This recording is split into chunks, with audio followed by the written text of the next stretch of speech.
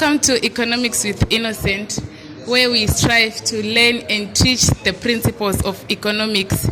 So my name is Yolanda and I will be your host. Today we'll be talking about an interesting topic, which is morals over money, where we have invited various entrepreneurs to share with us what they really think about morals over money within their businesses. Thank you.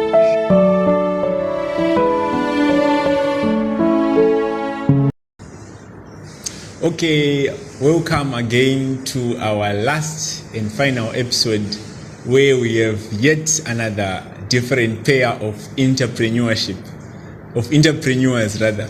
So we are blessed in our Africans community that we have a lot of entrepreneurs. These are just representatives, and we just hope that entrepreneurship culture is going to go a long way. So to my right, I have got Mr. Nigel from JayT. Mr. Nigel is one of the seniors that we have in India.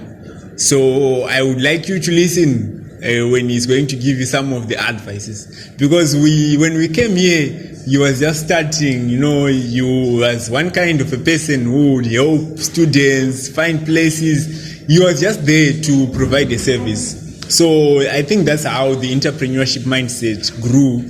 So we want to know whether he prioritizes the morals over the money, or it's money over the morals. But first of all, let him introduce his journey and his business in particular, JayT Investments. All right. Thank you so much, Mr. Innocent, for this great opportunity. It's quite a privilege to be amongst. So firstly, my name is Nigel, but people call me Mr. JayT. So that's where the name JayT Investment came out to be. So my name, they call Mr. JayT, so that's why for JayT.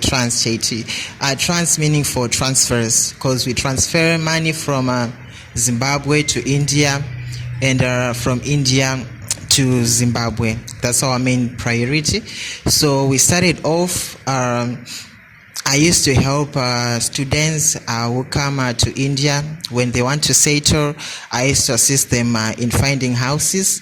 We used to do it honestly. At first we used to do it free of charge. You understand? We're just assisting students who were stuck. Then as time passed by, we started to charge, because we noticed that in this we could at least find ourselves, so that we don't keep on asking for money back home. So that's how it became a business. So I became an agent for houses. Then as time went by, we realized that there were cash shortages amongst students. So the first thing we wanted to see was, how can we find a solution to this problem that we had? Because you would see that somebody can receive money using a certain payment method, but it would take weeks, and there was an issue of rates. So you understand how the economy is, the money is not enough as a student, then you are even receiving less money. So we were like, let's find something better for the students, that when they receive their money, they receive at least more money, so that they can do whatever they want with an extra change that they can have. That's how JayT Investment came out to be. So we also went out with loans. So we were facilitating loans for students, so that whenever they are in need, we can assist them with cash. And also sometimes, how LPU is, most students are getting blocked because of fees. So there's an issue of attendance. So we usually assist students with cash for paying their fees. Then as time goes on, they can pay us even as installment. This is to ease the financial burden on our students. So that's all I can say. Thank you so much. Thank you so much, Mr. JayT, for such a good introduction. So what I like mostly about this business is it's based on savings. Savings are one of the most important things that a community or an economy needs.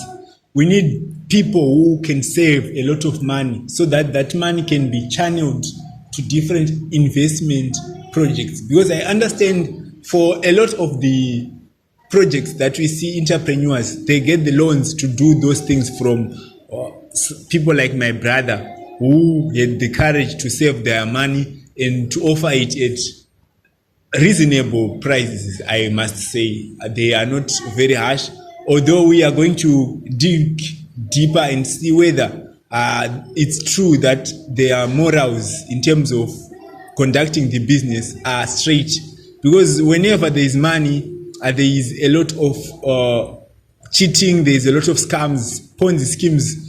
You never know, the next thing we will hear that the money is disappeared. Someone receives the money from home and the money transfer agent does not give the student the money. So we just hope that to them what matters is the morals more over just the money, because when you have money in your hands, a lot of thoughts can come along. So without me wasting much of your time, I want to pass the baton to yet another sector, photography and videography, where I'm hosted by Mr. Kelvin from Aurora Studio. Over to you. Thank you so much, Mr. Innocent, for having me in this interview. My name is Kelvin, and I'm from the Aurora Studio. I'm a professional photographer. So at the Aurora Studio, we believe in capturing moments and turn them into memorable scenes. So that's all I can share for now. Yes. Okay, that's great. So I just want to know from Mr. Kelvin whether he prioritizes the morals over the money. Mr. Kelvin, when I see a photographer, you can be asked to take different types of pictures, but it takes someone to screen between ethical videography, photography, and unethical. How do you answer that question? All right. As a businessman, I think from this perspective, the business is run by the community, and the community is made up of morals. You know that, right? So at some point, you need to consider that taking some offers and letting down the morals of the community can significantly impact your business, because letting down the community and its morals, you are letting down your business. You understand me? Yes. So that's the best way I can answer your question. Okay, welcome back again. So it's Yolanda having questions for two businessmen here. So I will start by Mr. JayT. So my question goes like, we find out that you are not the only one who is in this line of trade.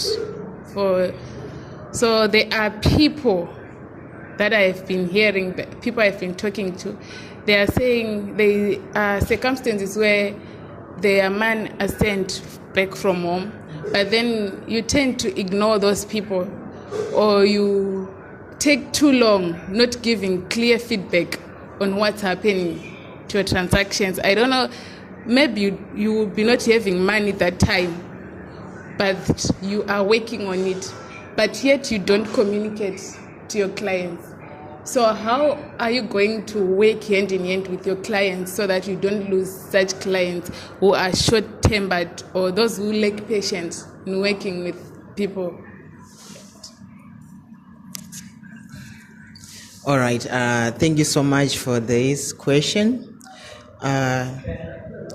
First and foremost, I'd like to say, as our motto always say on JayT Investment, we offer what we call affordable, cheap, and transparent and instant transactions. That's what we do as JayT.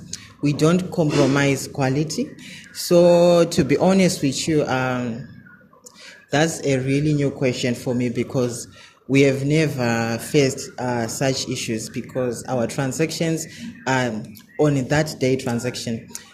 To be honest with you, the latest time we had to deliver cash or money was 5 hours. That's the latest time. We always prioritize that customers always get their cash on time. But I would say for those that are facing those kind of situations, if I were in their position, I think being transparent, like I always say, being transparent with your customer. You know, I understand that if somebody's asking you for their money, just be honest. Just tell them, like, we are facing these kind of challenges and we apologize, this and this. When will you get us our money? Okay, to be honest, the challenge that we're facing, maybe we'll give it to you tomorrow. I'm just saying, I think the customer would feel better than to say, I will come 7 p.m., you don't come 7 p.m., 10 p.m. I understand how frustration is. So I think honesty is the way to go. Thank you so much. Thank you so much for good customer services at your company.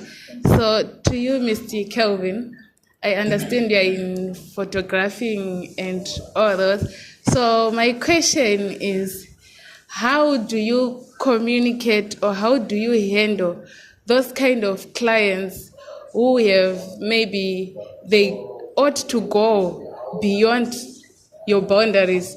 Like you've been saying, you have your morals that you keep before handling a customer. So how are you going to handle those ones who go out of your morals, those who don't work hand in hand with your contract or how you work? How are you going to handle those? Thank you so much for the wonderful question. I would like to answer it in this way.